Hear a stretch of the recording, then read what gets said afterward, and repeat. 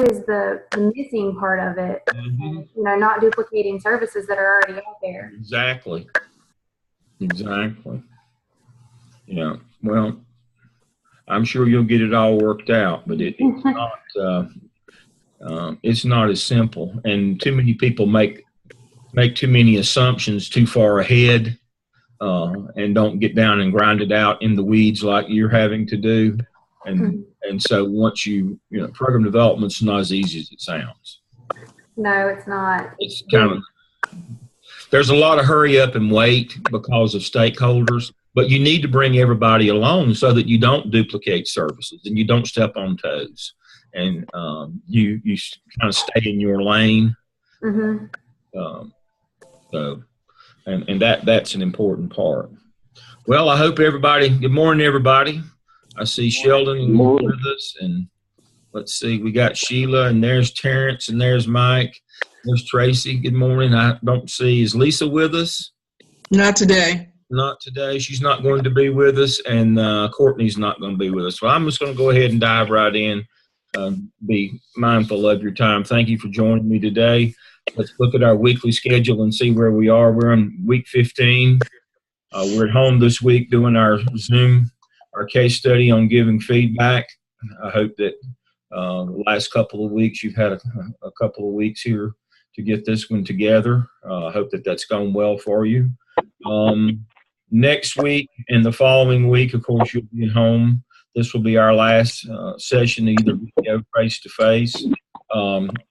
Got your discussion boards. Please remember that I want you to focus on your discussion boards. And look at, you need to take your test on Royce.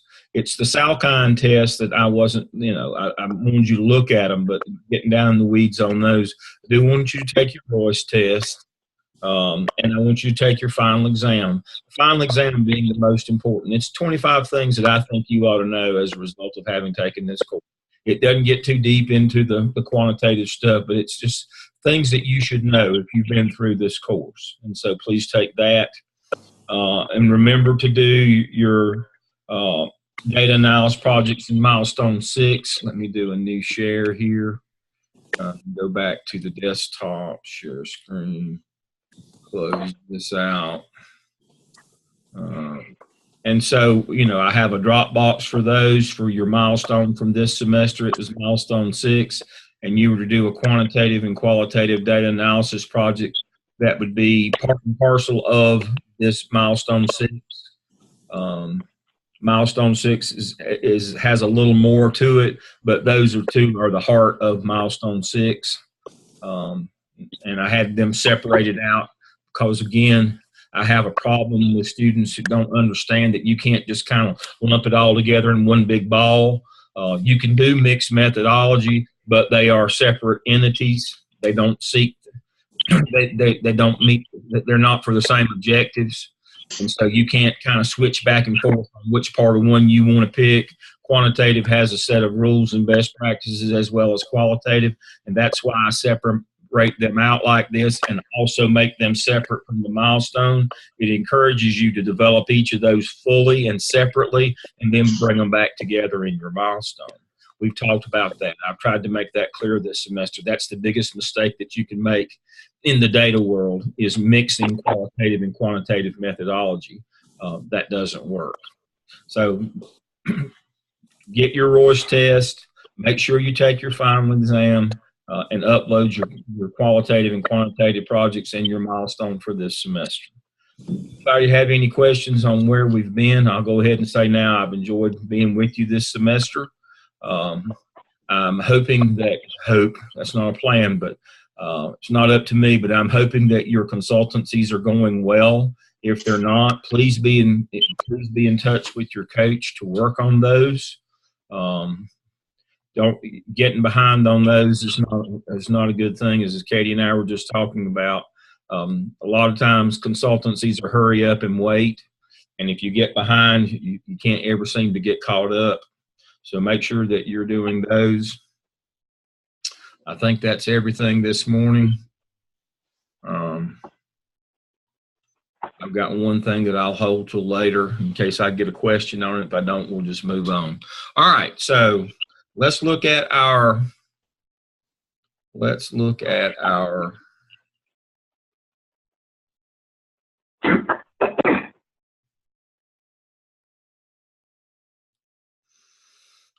exercise for today. All right, today our case study was giving feedback.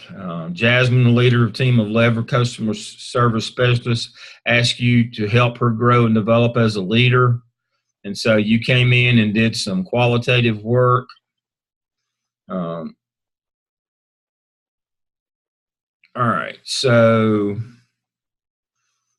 you did a series of interviews with her with her employees, and here's their qualitative feedback from the interviews, and then here were your instructions.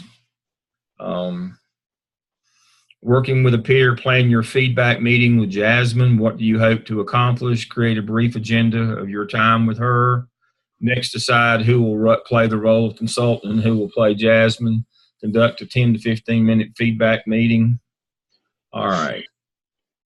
How did Jasmine respond to the feedback? Did you accomplish with Jasmine what you'd hoped to accomplish? What did you do to start the meeting and set it up successfully? And for Jasmine, how did it feel to hear feedback?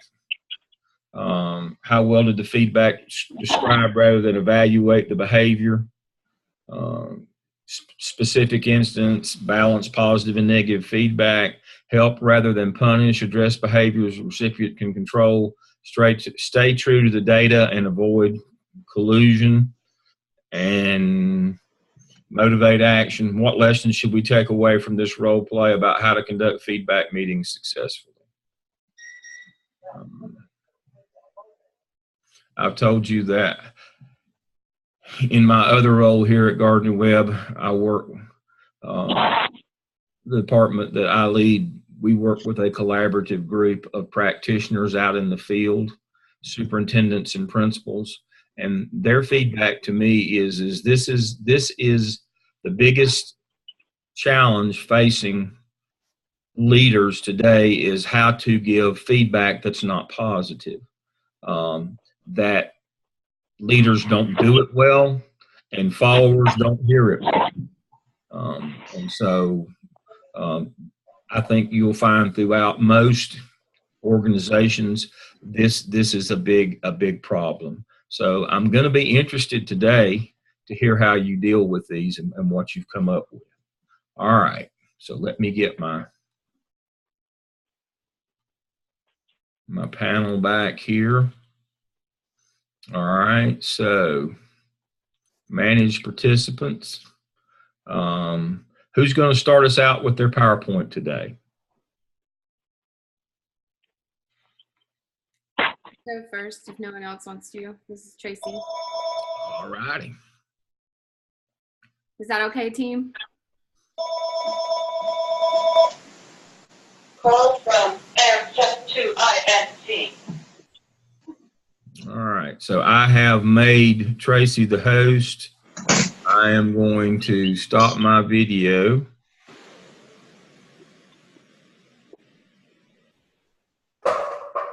And Tracy should be able to take the host now.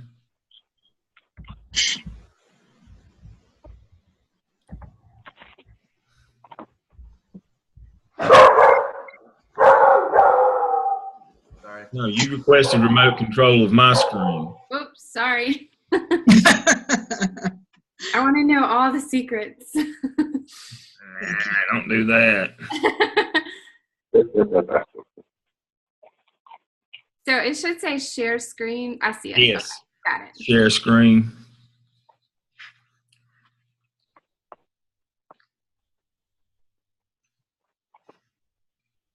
All right, can you guys see that? There we go. All right. So our group did the case giving feedback, and I have it. Jackie, Mike, and Katie couldn't be with us. I mean, Courtney couldn't be with us today, but she participated in helping answer the questions. Our agenda is just a quick case summary, go over our learning objectives, talk about some key assumptions that as a group that we made, a little bit of the case analysis, talking about our feedback plan and agenda, and then answering those discussion questions and some key takeaways. And I'm going to pass it over to Jackie to talk about the case. Okay, so this case, I liked it because I thought it was pretty straightforward. So it was about a young woman, Jasmine, who leads a team of 11 customer service specialists, and she really wanted to grow and develop as a leader. So the way she wanted to do that was to gain some feedback. So the feedback, the way that it was going to be structured, it was going to be gathered through interviews with her staff, and the feedback would be anonymous because there's a concern that Jasmine is not good at accepting feedback, which I think tends to be a problem sometimes with folks that are learning to grow as a leader. So some of the feedback that was received is that Jasmine is not accessible or responsive, and that she cancels meetings regularly. She includes her team in decision making, and she does ask for volunteers, and she provides updates from corporate. So that was something that was positive. One of the things that came back that was negative is that her humor is inappropriate, sarcastic, and sometimes childish. And then she's not direct with her staff, and she doesn't lead the team in decision making. So pretty much it seems that she passes the buck to her team. So overall, that was pretty much the summary of the case. So I'll go ahead and pass it on to our next team member. So looking at the entire case study and the purposes behind why we would be doing something like this, we're trying to understand, some of the key objectives and purpose of the exercise. Mike, can you turn your volume up? I'm sorry, I can't hear you. Maybe it's just me. All right, go again. Mike, can you hear me? Give me 1 second. Is that better? Yes? No. Do you not hear anything? I can hear you, but it's like you're very far away. I'm sorry. Maybe I just need to get closer to the screen. How about right now? Is that better? Nope. Does he sound very low to everybody else? Yeah. Yes. Yeah. Sorry about that.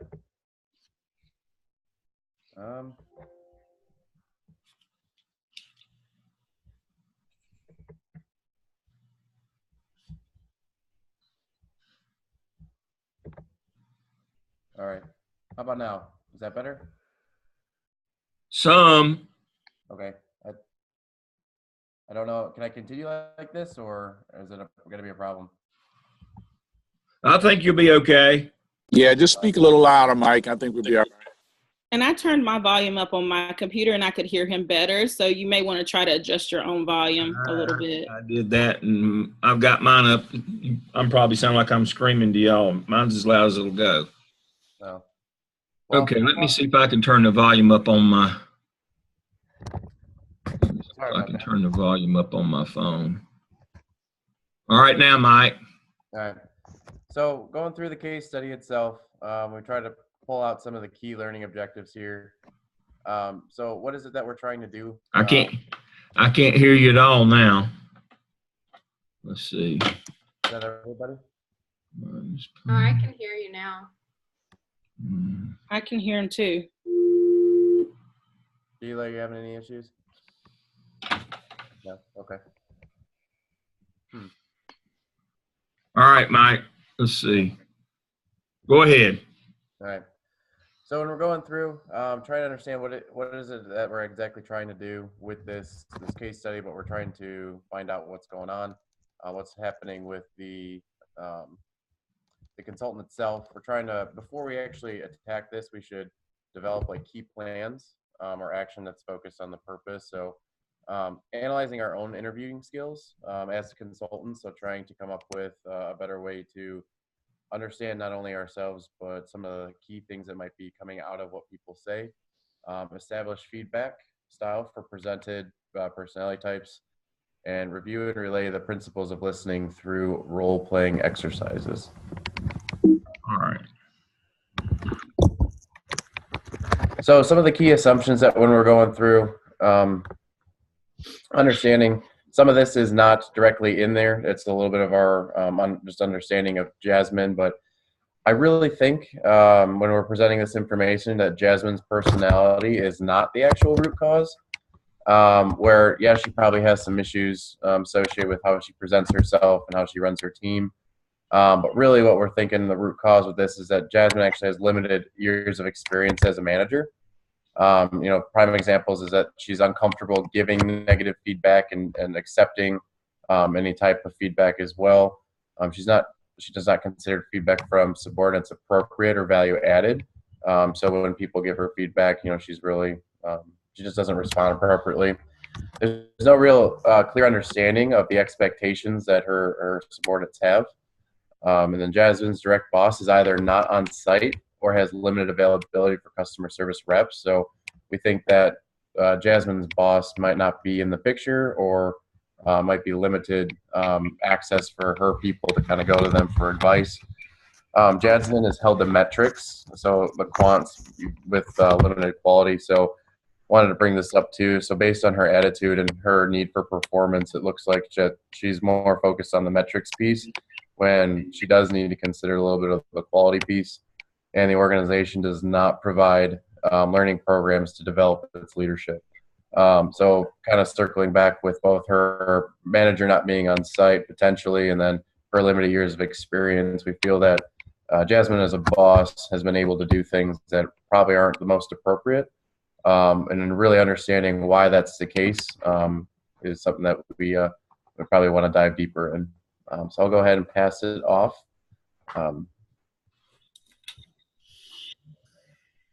Okay, so one of the big pieces of this case was to actually talk about feedback and how to deliver feedback. And so we did a little bit of research and found that feedback should be a few things, and one of them is actionable. So to help the employee take action to improve the behaviors that we're bringing to light.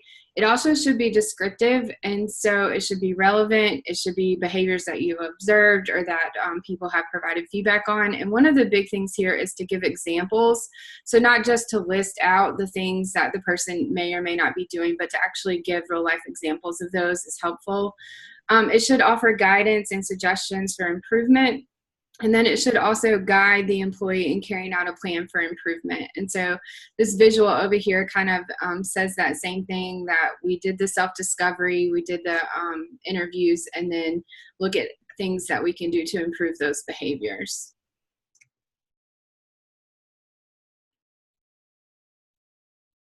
There's like a delay in switching slides. There it goes. All right, so our group for the agenda for the feedback session was to discuss the purpose of the feedback. So Jasmine actually kind of sought out some of this feedback. And so that's a good thing, because that means that we have a motivated employee. So our purpose there was growth and development of Jasmine. And then we want to go into the positives that we found. As Jackie said, we said that she was team-oriented, she's transparent regarding corporate.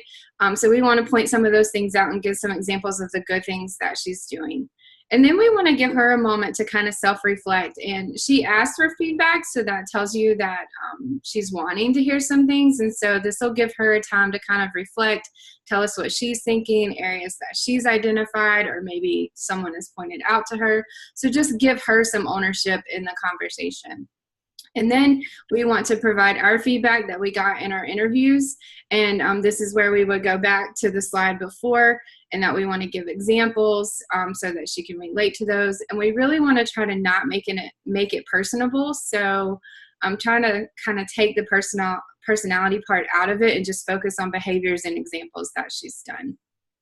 And then once we do that, we want to create a growth plan. So actually give her some input to this growth plan, because you want her to be participative in it. And then also it'll be recommendations from us as well. And then once we've agreed upon the growth plan, we want to reassure Jasmine of her strengths and make sure that everybody's on the same page with the growth plan. And then we want to schedule periodic accountability meetings that have milestones and metrics and things to be sure that everybody is meeting their part in that plan. And as Mike mentioned, we think there's probably a few issues with leadership development as a whole on the entire team, those above Jasmine as well. And so as a consultant team, we'd also want to look into that and see if there's any development that can be done across the board and not just with Jasmine.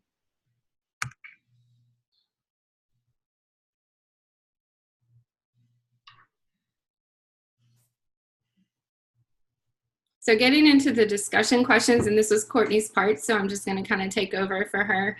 The first question was, for the consultant, how did Jasmine respond to the feedback, and did we accomplish what we wanted to? And the short answer is yes, she was receptive. I think that as the consultant, we made her feel comfortable by setting the agenda, and it helped that she was willing to have some feedback, that she requested that. And so, yeah, I think that she was receptive. The second question is for Jasmine, how did it feel to hear the feedback from the consultant? And Courtney points out here that she was a little bit nervous to get the feedback at first, but having the agenda kind of set her at ease, and then also by allowing her to kind of self-reflect and point out some things of her own and to kind of take ownership in that was helpful, and that the consultant was clear, concise, and to the point, which made her comfortable in the session as well. And then how did the feedback go? So the feedback was descriptive. There was good examples that were used so that she can kind of pull from those and change that in the future. And then there was also a nice balance of positive and negative strengths and weaknesses. So that made her feel comfortable that she is still doing some things right, but there is some area for growth in other places. And as we said earlier, Jasmine really appreciated the self-reflection, and that having that reflection piece, the consultant team and Jasmine were able to work together to create a growth plan that she thinks will be successful. So what lessons should we take from this role play about how to conduct feedback meetings successfully? Our group felt that having an agenda is one of the most important things. That way we're able to remove any outside conversation that we may not want. Also, it kind of removes our own personal bias from the conversation. So having an agenda is really important, and then why we're having feedback. And so this will go into one of our key takeaways of the importance of feedback in an organization, and how just kind of setting that culture of feedback is really important. So that your employees are asking for feedback. It's a usual thing that happens on a daily, weekly, or monthly basis. And so that it becomes more comfortable every time that you have the conversation. And then also that the growth plan had milestones that she needed to meet that will hold her and her leaders accountable. So key takeaways here, our group felt that we had a motivated employee. So we talked a lot earlier about, like, is it a people, product, problem? I don't really think we have either one here. I think we have a person, an employee who is motivated and wants to change. But as Mike said, we may need to have some development as a larger team so that we can get stronger in some of those areas. And Mike also brought up a good point about the history of the person that we're working with. So how much training have they had? How much development have they been given? What do their mentors look like? It's really important for us to kind of have that whole picture of information there. And then, as I said earlier, just setting that culture of feedback and how important that is. And then for the actual feedback sessions itself, just that they're thought out, they're planned ahead of time, and it's a mutually shared experience so that everybody kind of has ownership in that. And then I think one of the biggest key takeaways here is just leadership development in general. So leadership development should not just be a one-person thing. It should be a whole team, and everybody should know what their mission and their goals are so that we can all develop to be the leaders that we need to be to accomplish our goals. So I think that is it. There's a couple of references, and do you guys have any questions? No questions. Excellent process all the way through. I have no issues or questions. You have followed a very professional process of going through this one. Excellent work. Now, all right, if you will give the control back to me.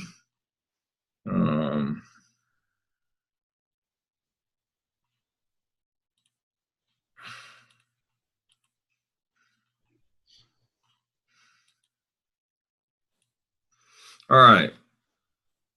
I don't want to belabor the point.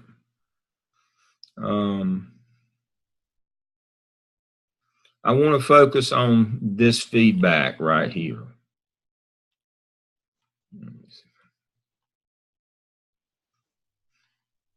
All right. I want you to step into a different role now.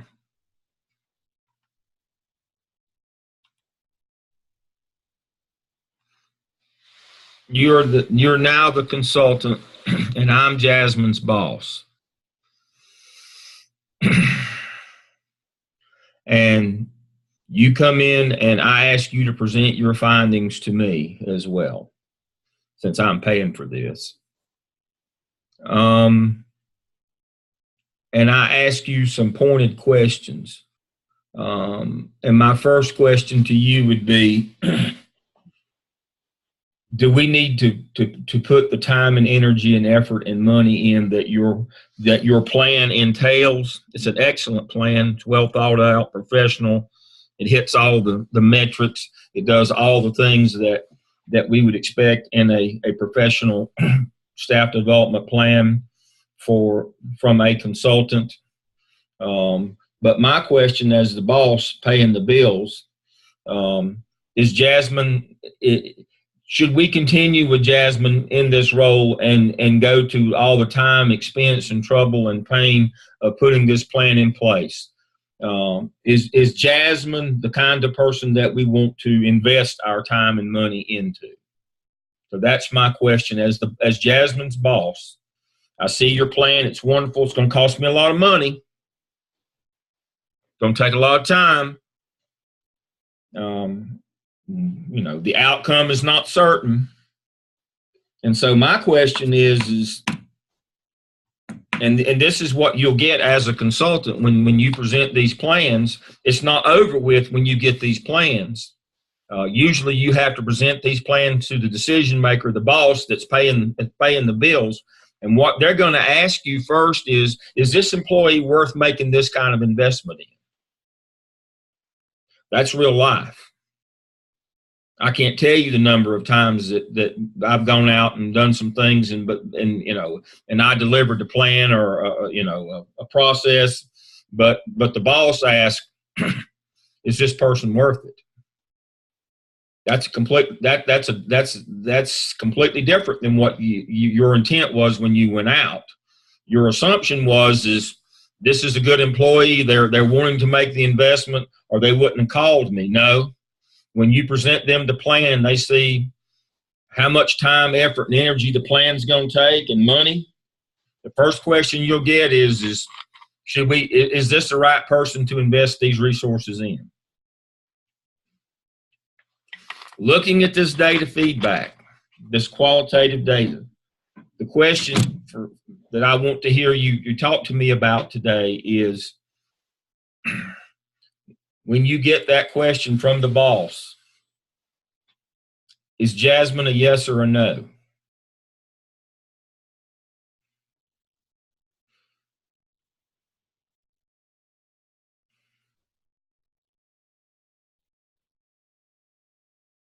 Katie? I think Jasmine is a yes, simply because she was asking for the feedback and looking to be developed as a leader. So I think if the motivation is there and she's, willing to be coached, I think learning to accept feedback is something that comes to you as you grow professionally, especially if you start off kind of inexperienced in whatever field you're working in. It's something that you really have to learn how to listen to and not take personally. So I don't think people are just born with the ability to So you're telling me that leadership skills can be taught and learned, and they're just not something that you're born with. That leadership is a specific set of skills. Well, I don't remember where I stood on that. I positioned on that debate we had. But yes, I think that it's something that comes with, I think there's some innate talent or skill there, but it's something that definitely has to be developed with experience. See, now a lot of bosses are going to tell you that either they have it or they don't. That they don't know that if all this time, effort, and money, once they see what it's going to take, that they don't know. And their question is this the right person? Does this person have the ability? Do they have the potential? Which is a terrible word. Do they have the potential? If you put them through this process, will it take effect? I mean, will there be an affect? And so they're going to ask you, is this the right person? So Katie votes yes. Tracy? I would agree. And there's also some things in this feedback that she is doing well. It says that she does have a few of those skills that we want leaders to have. She's looking for input from her team. She is asking for their opinions. So if we're talking about if we're working in an organization that wants that, and I think we kind of have to figure that out.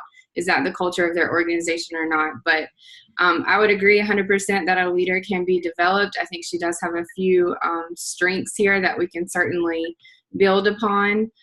So I would agree with Katie. Okay. Sheldon? Yes, I agree with Tracy as well as Katie that leadership is not only is it learned, it requires action and it requires development ongoing. Okay. Mike? I'll play devil's advocate here. So, do I think, am I someone who would like to give Jasmine a chance for sure? But if you're looking at the structure, there's probably a reason why the consultant brought, or the manager brought a consultant, and if that's the case. So if the manager is engaged and has been working with Jasmine for a while and has identified that these are still some issues, I'd consider, potentially putting a different leader into that position. And I say that especially if she's already been provided her own metrics, like what she's responsible for meeting, expectations, both quality and quantity. And if she's not meeting them, and it sounds like she's not, key examples here you see right on your screen, she canceled 3 meetings with her. That shows that the customer service is probably not where it needs to be anyways. So it might be time to change up leadership. Anybody agree or disagree with Mike? This is Jackie. I agree. I don't think that they should invest in her so that she can be in this role because, one, all the things that Mike said were true. But the other thing, she's developed these really bad habits. And we know that it takes a lot to change a bad habit. And I think that the time and the return on investment, I don't think it's going to be worth it. I think that she's worth having as an employee, but this role is not the right fit for her. Okay, let me ask the group a follow-up question to what Jackie just said. What is the one thing that we all overestimate our ability to do? The one thing that we all overestimate our ability to do? Change. We all overestimate our ability to change. There are psychological barriers to change. And that body of knowledge, as I've told you, is being worked on now. I have a friend and colleague at Wake Forest who's doing a lot of work in that area right now. He's a professor of psychology. And he and his group are identifying that there are actual barriers, that change is not just a process as easy as we made it out to be for the last 100 years, that there are actually psychological barriers to change. All right. Anybody else want to weigh in? Terrence, you want to weigh in on this one? I agree with Jackie because this is not only leadership. There's not only leadership issues, but of course personality issues. And I think for some, and as you're talking about now, change, some personality traits, that's just who a person is. I think that training can enhance our personality, but,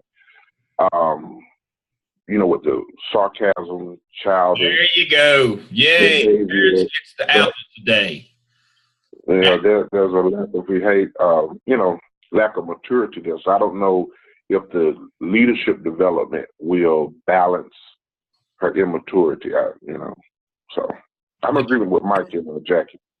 And this is Sheldon. I didn't really make a comment on whether we should retain her or not. I was just talking about whether she could be coached. But I don't know if there's enough information here to determine whether we should abandon her, not knowing the culture, the organization's culture, what type of training she's had. It seems like there is some immaturity there.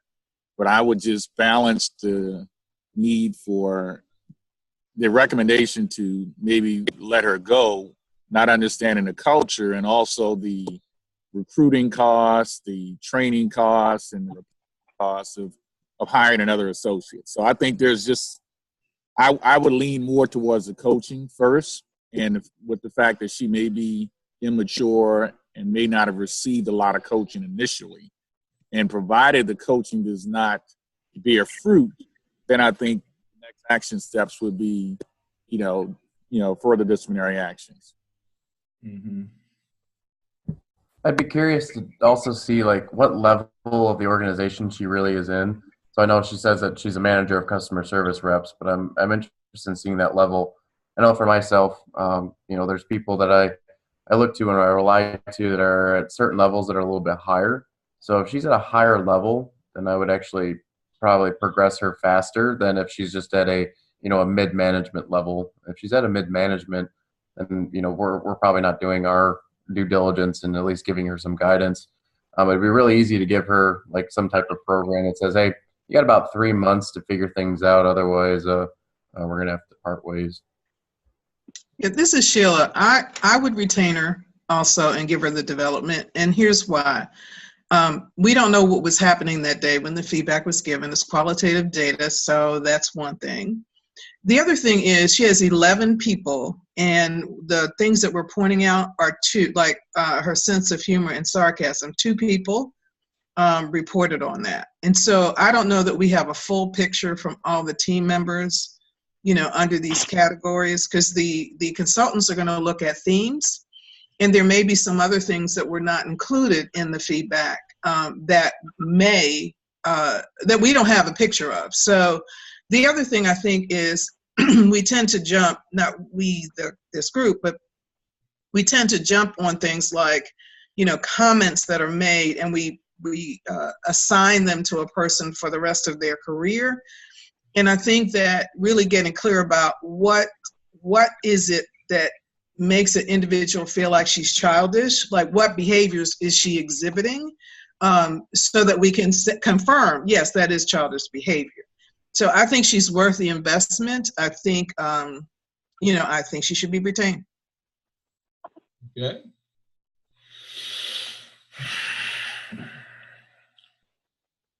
There's a consultant group an organizational consultant group out of Chapel Hill, Carborough. And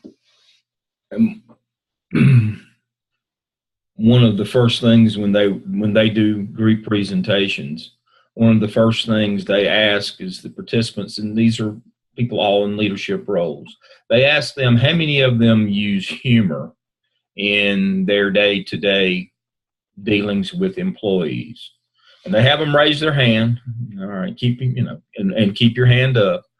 And then the corollary to that question, do you use humor? Humor is the basis of your humor sarcasm?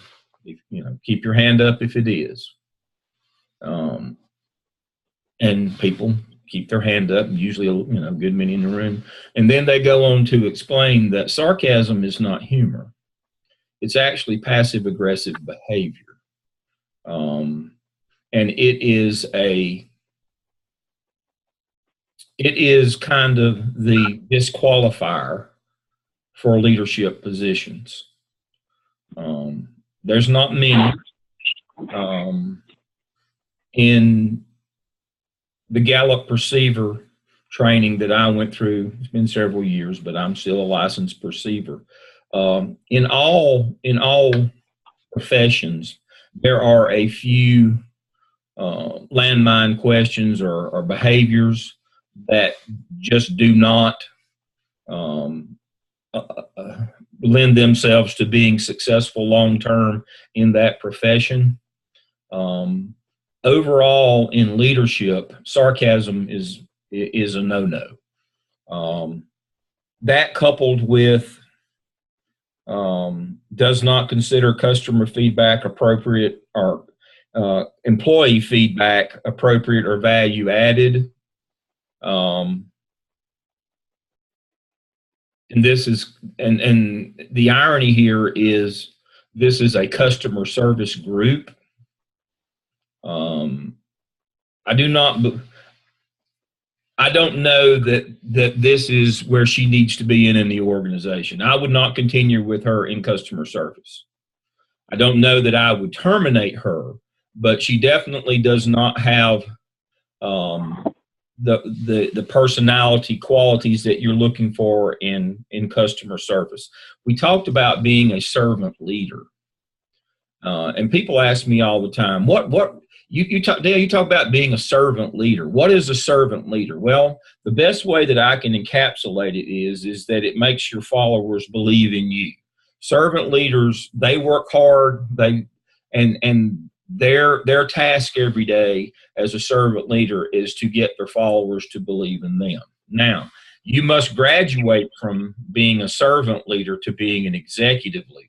And an executive leader makes followers believe in themselves.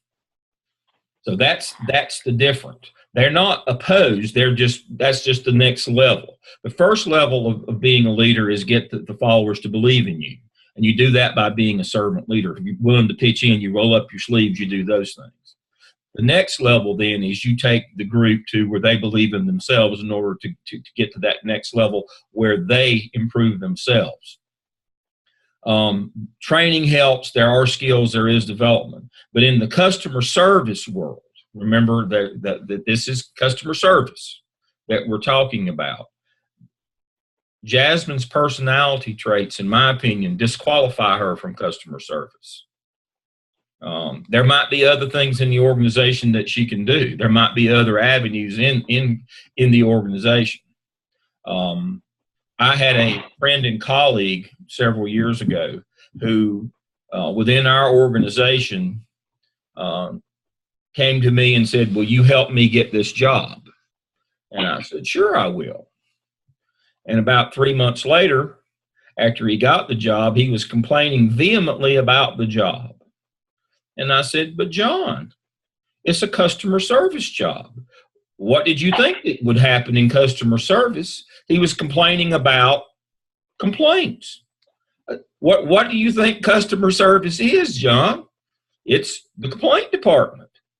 He said, I'm just not suited for this. I said, well, it's not going to change. That's your job. That's your role.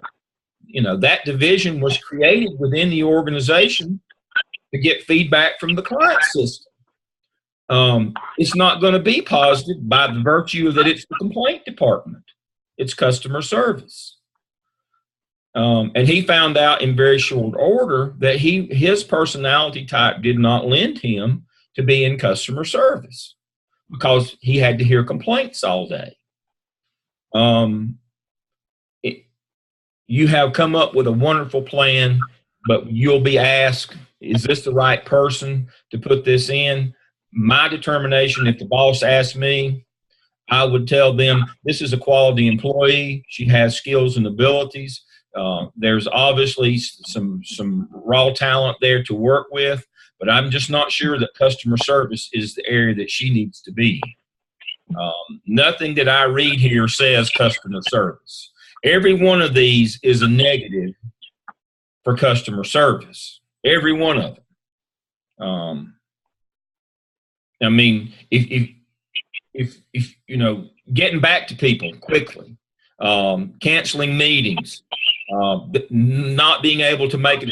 Customer service is about being able to make a decision quickly and fix a problem. You're the complaint department. None of this stuff that I read here reads customer service to me. If we took a list of best practices in customer service, none of these would be on it. None of them.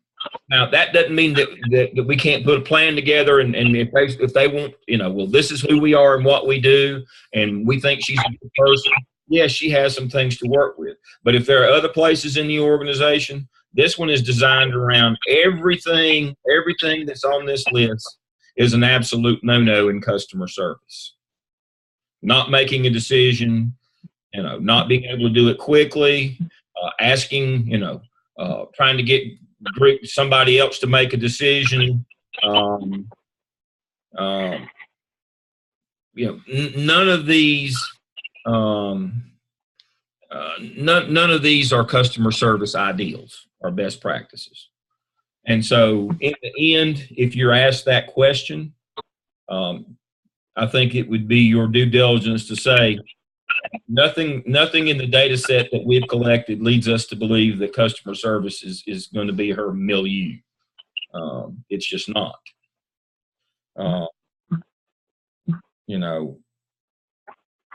You really need a servant leader in a customer service role. Really. More than any other part of the organization, you need a servant leader in customer service. Feedback on that? Questions? Rebuttal? Part of the consultancy is what type of job are they in? Are they suited for that job? My heart's desire is to be a jockey, but I'm not going to make it. Somebody would need to tell me that, Dale, that might not be the right choice for you. But people sometimes can't see. We go back to the RH window. Sometimes people can't see self. This lady probably is very talented. She has no business in customer service whatsoever. Don't think it's ever going to work out for her. It could, but if you're asking somebody to spend money and time and resources, nothing in this litany of feedback or of our qualitative data, nothing speaks customer service. Nothing. And that was very clear that it's in the context of customer service. She's a no-no for me. All right. Who's next? Our group will go. All right. Terrence, are you ready? Well, before that, I guess you need to probably transfer the let me reclaim host. You can send it to me. And now I am going to make Sheldon the host. Yes, I did. Change it to you, and then I will stop video. Okay. And you will claim host.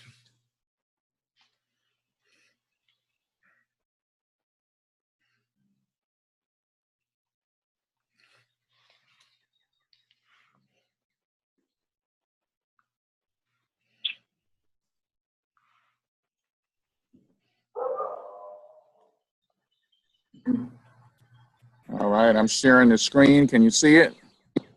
It's coming. Yes, I believe it. I believe you're there.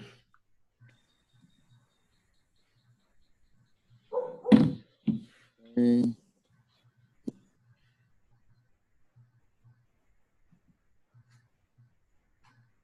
Give me a second here. Okay, can you see my screen? Mm-hmm. Okay. Well, I'm going to have Terrence kick it off. Terrence, Katie, and myself worked on this case, and I'll have Terrence give you the background, and then we will kind of talk to you about our approach.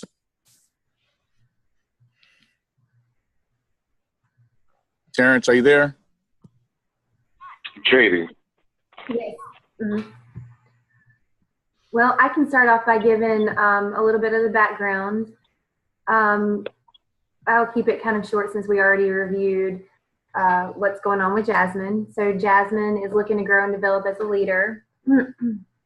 Our consulting team will collect feedback from her team of 11 anonymously. And then after we collected the data, we analyzed their responses and came up with some common themes. Team members believe access to Jasmine is too limited. They appreciate being included in decision making, but sometimes wish she would be more direct. And Jasmine's use of humor and sarcasm hurts team members' feelings. And she's often viewed as childish, according to the feedback. It is suspected that Jasmine may be defensive and not receive the feedback well. And then finally, we conducted the feedback session with Jasmine. In our role play, I was Jasmine, Sheldon was the consultant, and Terrence was our observer or evaluator. So Sheldon put together the agenda for when we were interviewing together, and I'm going to pass it over to Sheldon and let him talk a little bit about his agenda. Okay. Our approach to one of the questions that the case asked us was what would be our approach to making sure that our meeting with Jasmine was successful. And so one of the things we thought, just to make sure that she understood what we were doing, was to make sure we had a very clear agenda before we met with her.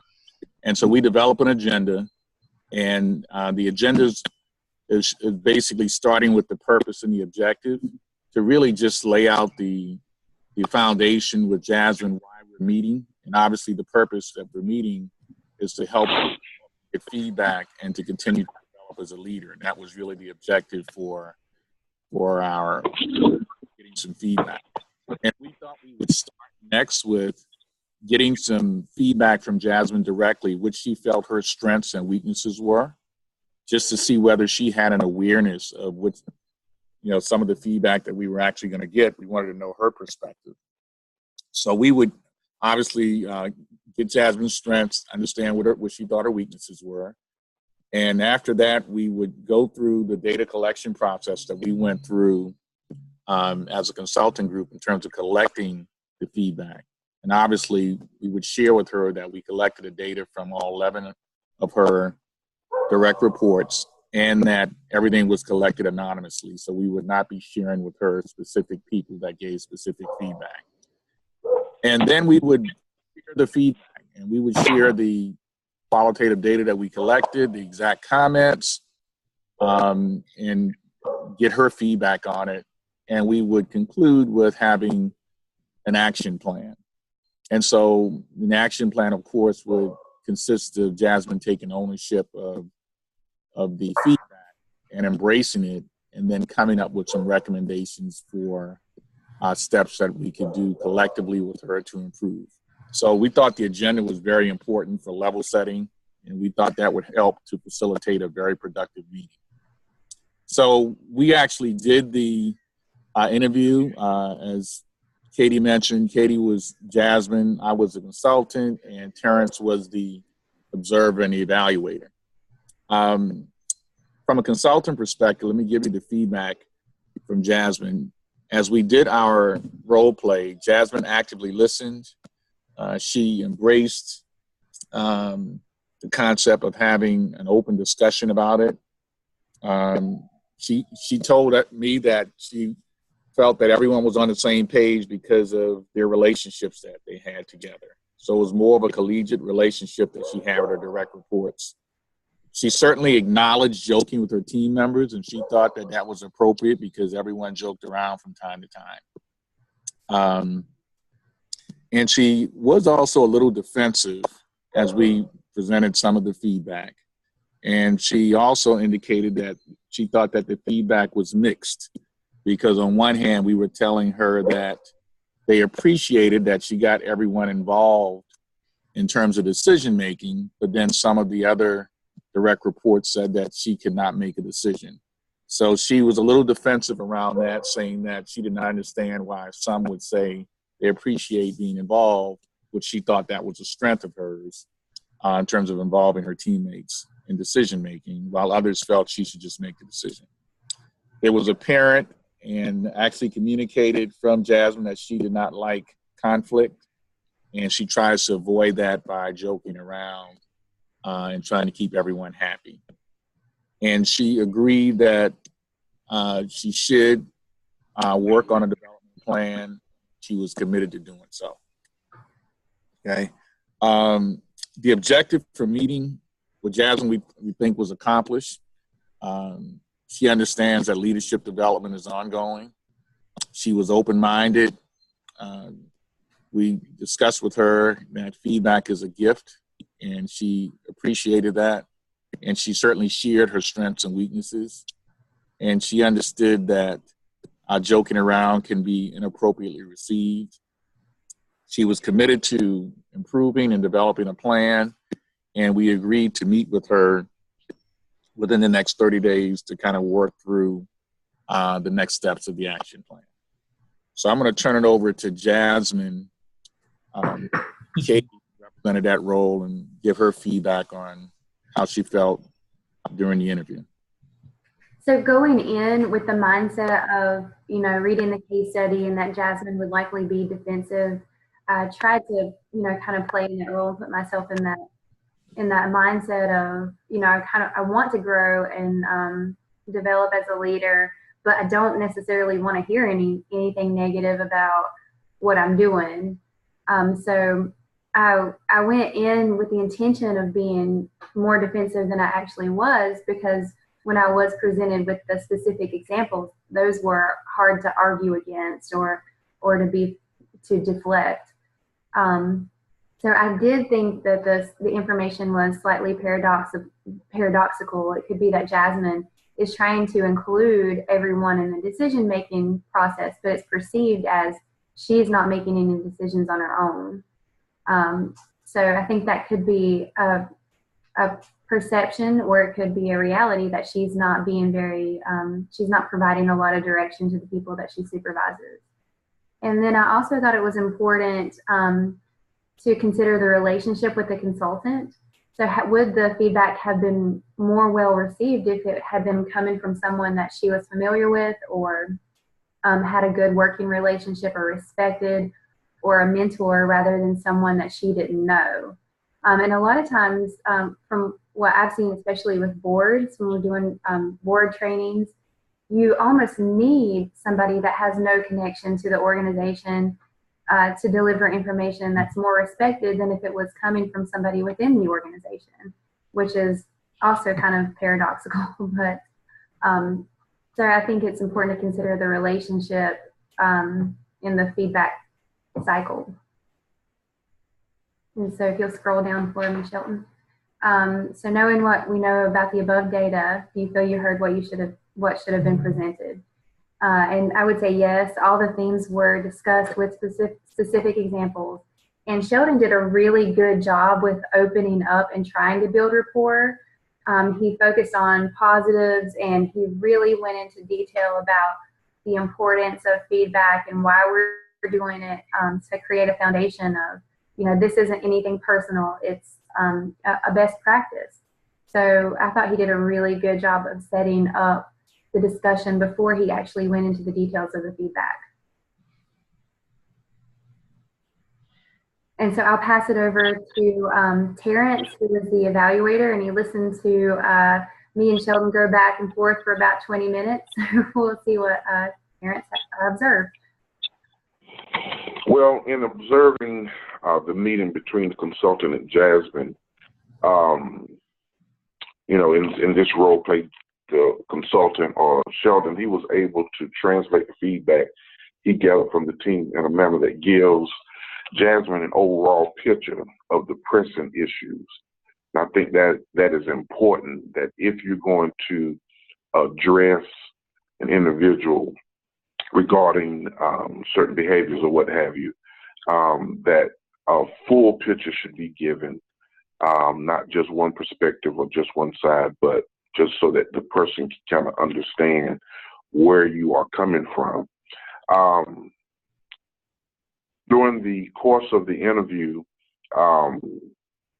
Sheldon was able to give specific examples. He used quotations that were gathered, and I think that kind of helped Jasmine see that there was really intentional, or it was an intentional process to gather that feedback, and providing those specific examples helped her to realize that these were not just mere complaints, but these were specific instances and specific concerns that the team members had. And so when sharing with her the different concerns that the team had. Sheldon, he used the sandwich method, and so he began with giving her that positive feedback. Then he transitioned to some of the negative feedback, but he ended with that positive reinforcement. So he didn't just leave her with just negative stuff, but he gave her both positive and negative and ended with positive. And so the feedback was given more so in a manner to help build her. He didn't speak to her as if he was chastising her. He did address the issues candidly. He was very direct, but it was more out of concern and how could he help as a consultant rather than trying to rebuke her. And he addressed, you know, the behaviors that she can control as far as the inappropriate joking and the decision making. And that was kind of in, Katie had already mentioned that, you know, trying to decide where to include the team, where not to, you know, what instances she should not include the team as far as decision making. So the consultant definitely addressed those things as well. And so during the interview, Sheldon, he was able to give the true data. He did not try to intimidate or make Jasmine feel that there was a conspiracy, against her, but he honestly sought to understand her perspective as well. So he did present the data as is, but also wanted to understand how she felt in her perspective. And through this interaction with Jasmine, she was a little taken back, she was a little defensive, but she did demonstrate a positive attitude, and she agreed with the consultant on working on and developing an action plan.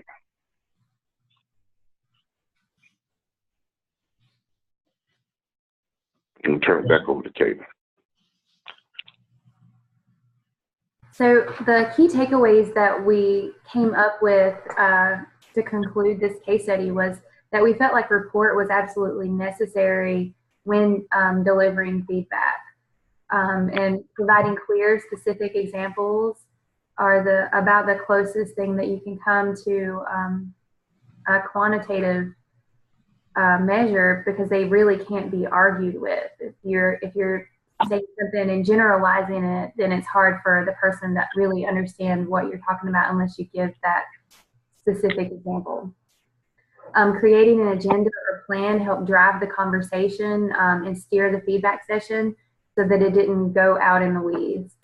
Engagement or engage the recipient for feedback and acknowledgement so that you understand or they understand what you're saying and you're, they're actively listening to you. And getting them to take ownership of the plan. And I thought Sheldon did a good job of that by simply going into detail about, why this is important and what we're working toward. And the observer position was very important too, especially for the consultant. That way they could,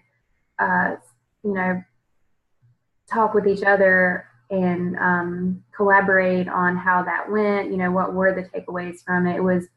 It was good to have a person that was taking notes and then giving feedback to the consultant. And so, do you guys have any questions for us? No, it's very excellent takeaways. I like your takeaways. Excellent process. Build rapport, provide clear, specific examples, create an agenda or plan in order to steer the feedback session, engage recipient for feedback and acknowledgement, get recipient to take ownership of the action plan and how important an observer is. Now, when we do survey work, we have the copies of the surveys, whether they're paper or electronic. And we acknowledge that even though that's quantitative data, it's soft. That means there's no right answer. It's just people's opinion. and we do frequency distribution and basically the frequency distribution tells us is that when we get a lot of the same similar responses, that is in effect the right answer. Now, we don't do that. We don't do a frequency distribution so much in qualitative work and interviews, but we develop themes. And if we see those same themes often enough, we consider that to be the right answer. And that's important in providing clear and specific examples. That there are certain themes here that have developed, that we're seeing certain things in all of the feedback, in all of our qualitative, we're seeing these themes. Now, and it's, it's not one-offs. These are themes. And that theme, whether you agree with it or not as the person that's being evaluated, and it is an evaluation, whether you believe it or not, or whether you agree with it or not, perception is reality. And so those are the right answers. And so it's very important to provide clear, specific examples when you're conducting this session with the client. It's very important that you don't just talk in generalities like you got to do better, or these are specific things, examples of themes that have emerged that we need to address. So that's most important. The client doesn't have to agree, but you have to make them aware. Now, their agreement or their acceptance in large measure is going to determine your success in the actual action plan. If they don't believe those things are true and won't acknowledge that that's real, that it's happening, you're going to have a tough road to hoe when it comes time to put the action plan in place. I'll reiterate, you've done an excellent process, but again, if I were asked about this person, in this specific job context, again, it's like me being a jockey. Somebody would need to sit down and say, Dale, you're 200 pounds and a foot too tall to be a jockey. We can see those things. Those are things that are measurable. Those are quantitative. The hard part is when you have qualitative things that can't really be measured, but it's still data. It's still valid data. Height and weight are quantitative measures. You can't argue those. We must be able to present qualitative data in a fashion that makes it just as valid and reliable as quantitative data. That is your task. That is your burden to bear when you're working on the qualitative side. Is for whatever reason, people won't accept qualitative data and feedback as easily or as readily as they do quantitative, things that are not debatable like height and weight. All right, excellent presentation. Who's going last today? Well, it's me because Lisa and Daryl are not here, so I'm representing our group. So if you... All right. I have reclaimed the host. I will now make Sheila the host.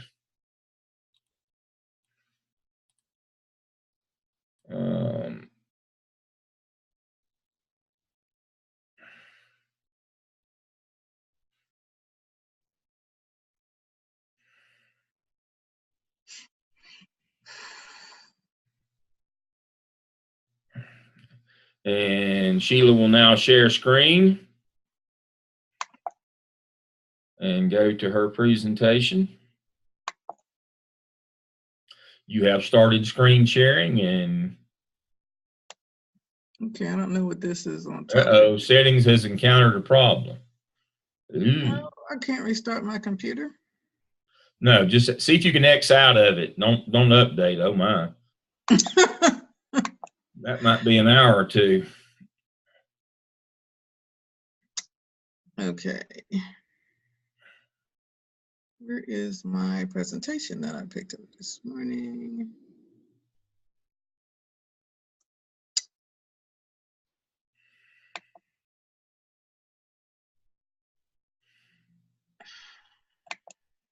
I put my presentation down here this morning. This is my husband's computer, so I'm afraid to open up anything else. Oh, here it is. Let me see. It's up here. Okay, here we go. There we go. Present.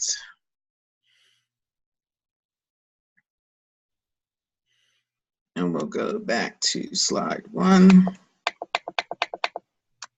Okay, so let me just say that Lisa, Daryl, and I took a slightly different approach as we did this. We talked about the case and our experience as from Lisa and Daryl from education perspective, and mine from, you know, being in the businesses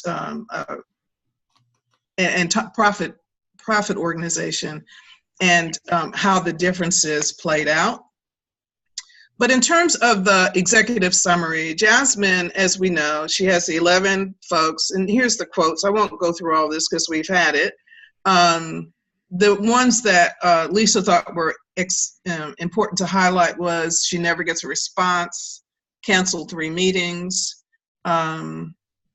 give notice of what's happening from the corporate, or ask for volunteers. The humor is sarcastic and hurtful and biting. Jasmine needs to be direct. So those are some of the things that we thought were important. Okay, let me go to the next slide. Okay, so we looked at, after collecting the data, we looked at the 4 major themes, which is team members believe that access to her is limited, team members appreciate included in the decision-making, Jasmine's use of humor and sarcasm hurt team members' feelings, and team members would like Jasmine to be more direct. So if our meeting and agenda with Jasmine, what we said was that we would check in with her. And there are 3 questions that I usually use when I check in with a client. And that would be, talk to us about what people would say about you, giving the client an opportunity to talk about those things that they know that people say about them. They know what people see and talk about them. The other would be, what would you say about yourself? And then the third question is, how does your behavior support you in this position? Giving her an opportunity to talk about some of the feedback, and then for us to get a chance to see if it's similar to what the feedback session was. We would then move to talk about the goals and outcomes for the feedback session. That's where we have the self-reflection and evaluation. After she, has some time to understand what we want to accomplish. We will review the feedback from the team members, and then ask her what are her thoughts, and then what are her feelings. You know, the experience is that some people may respond from feelings, some people may respond from their thoughts. I thought I was doing better, or I feel as if they're being, ridiculous in terms of what they're talking about. And then what the action plan is. And the action plan is not one that we would come in and do ourselves. We would make sure that she had some input into that, so that she has buy-in with it. Oops, sorry. One of the things that we found in terms of what was important, and this would be our takeaways, to remove yourself from the feedback. So if you're nervous about giving a leader hard feedback or critical feedback, you really need to find a way to calm yourself and not respond in a way like, if I give her this hard feedback, I may not get the contract. It's really taking that lens away and thinking about how can I best give this difficult feedback to the client.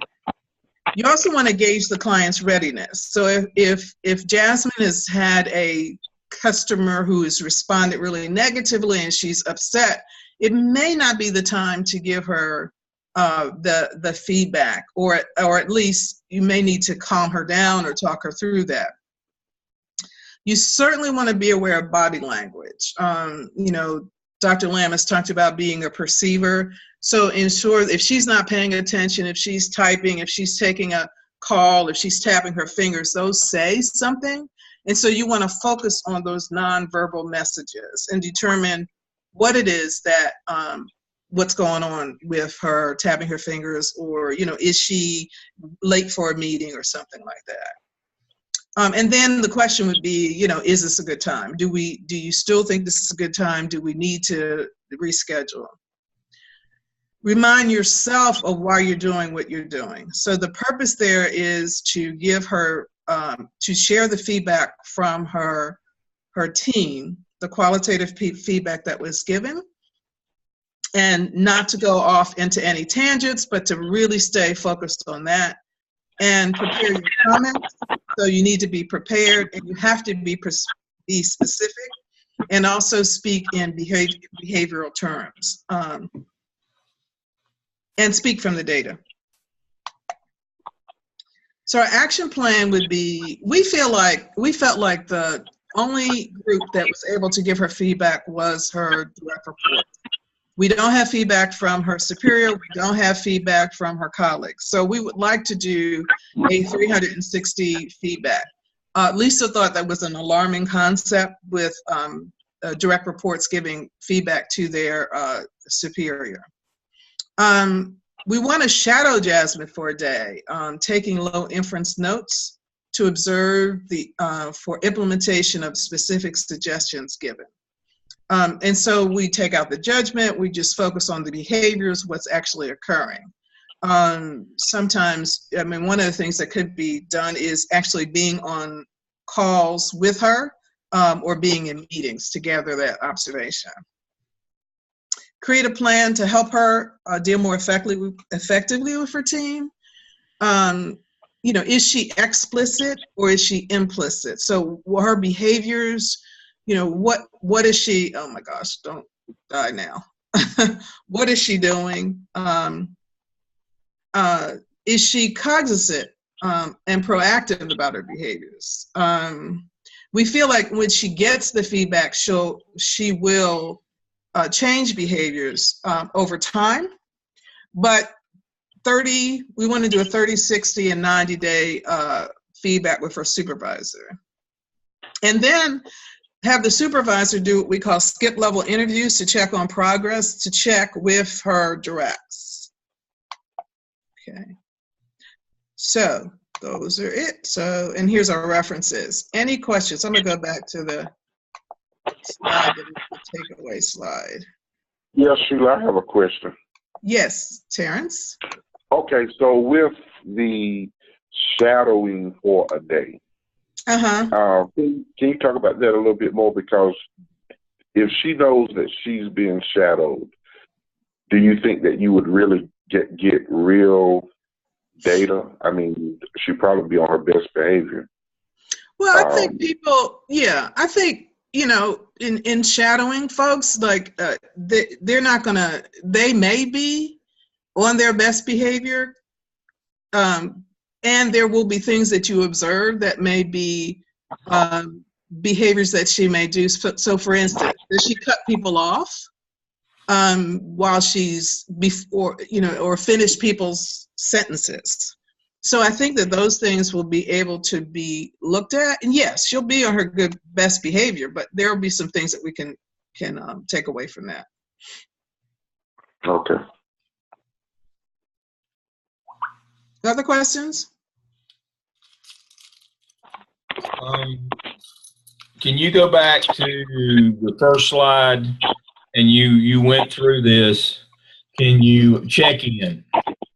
When you do check-ins, tell me again, when you do a check-in, what the content of that check-in is. So if it's a oops, sorry, I'm trying to get there. If it's a check-in to give feedback, as this is, excuse me, the first question I'd ask is, I'm sorry, I can't get to it. There we are. Yeah. What would people say about you? Like, what do they know that people know about them? Then what would you say about yourself?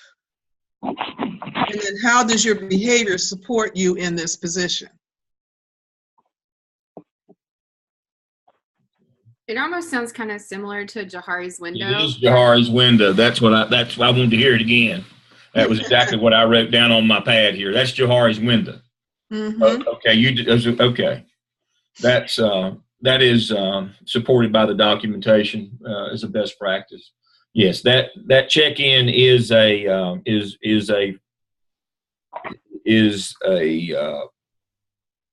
application of Jahari's window, which is good practice. Okay, that's why I thought. I just wanted to hear it again. Thank you. You're welcome. Other questions?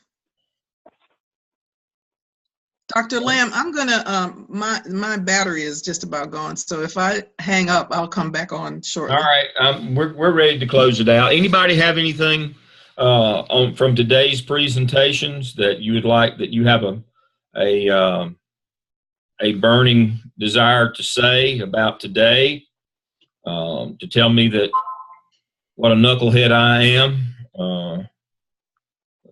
but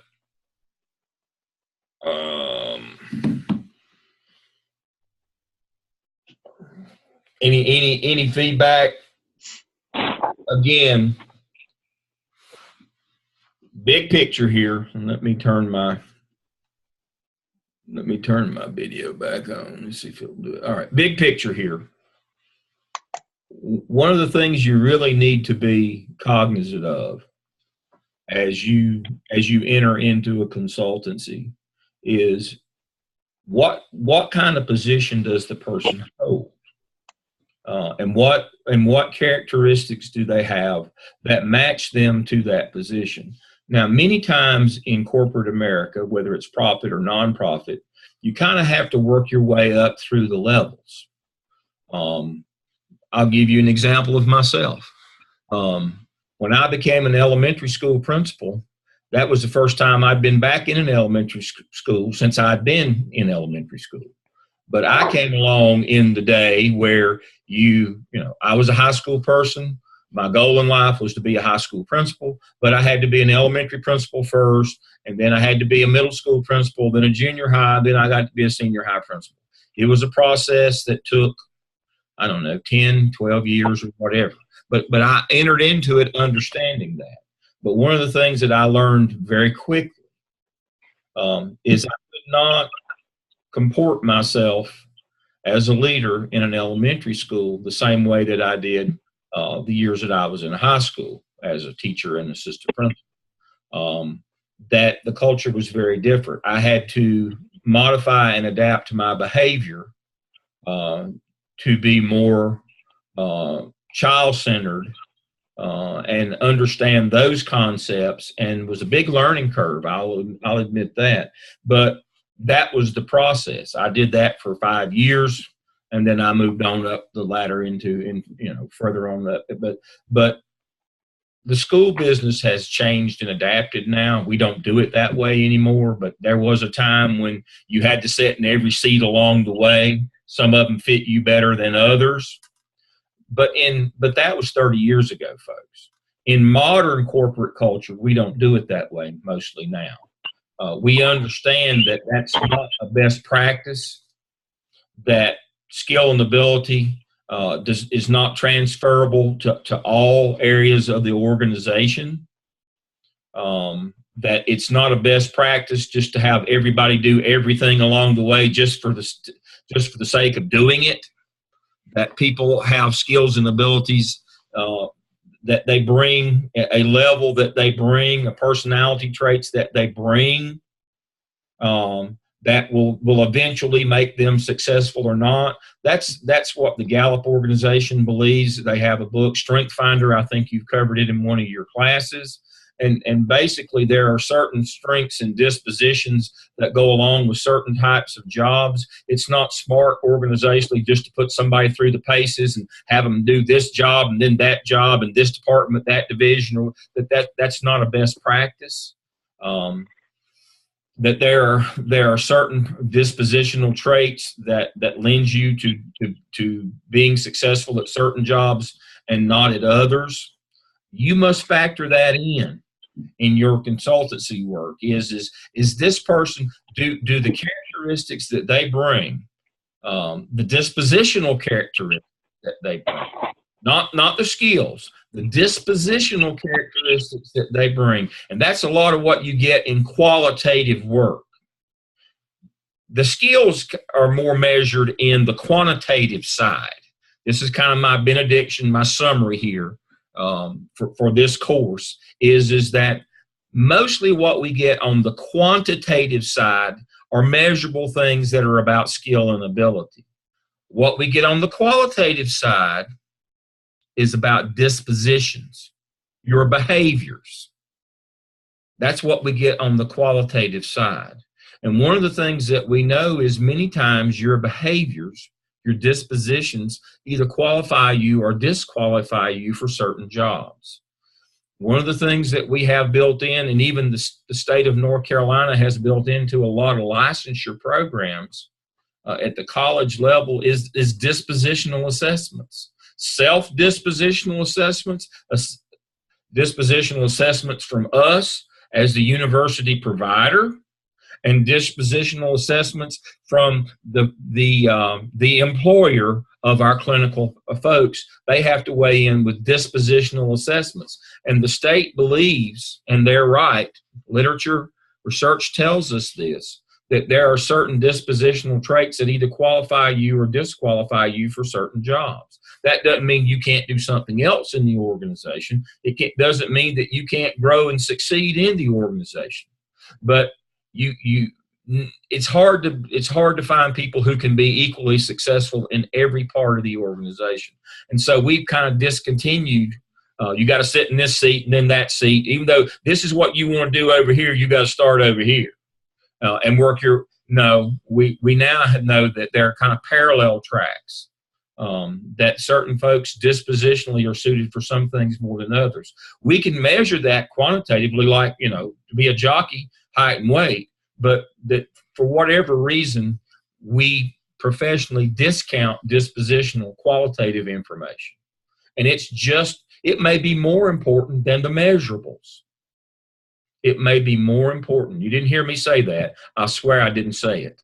I'm going to turn the record off. Many times the qualitative data, which is mostly dispositional, many times is a better indicator of success in that position than the measurables. We can teach certain things. Dispositions, much more difficult, because it goes back to that.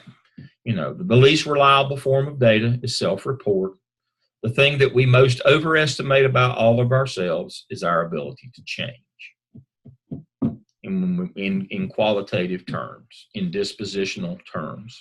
Those are the things. So that kind of concludes my part. I thank you all for participating and playing along this semester. I hope that you have learned something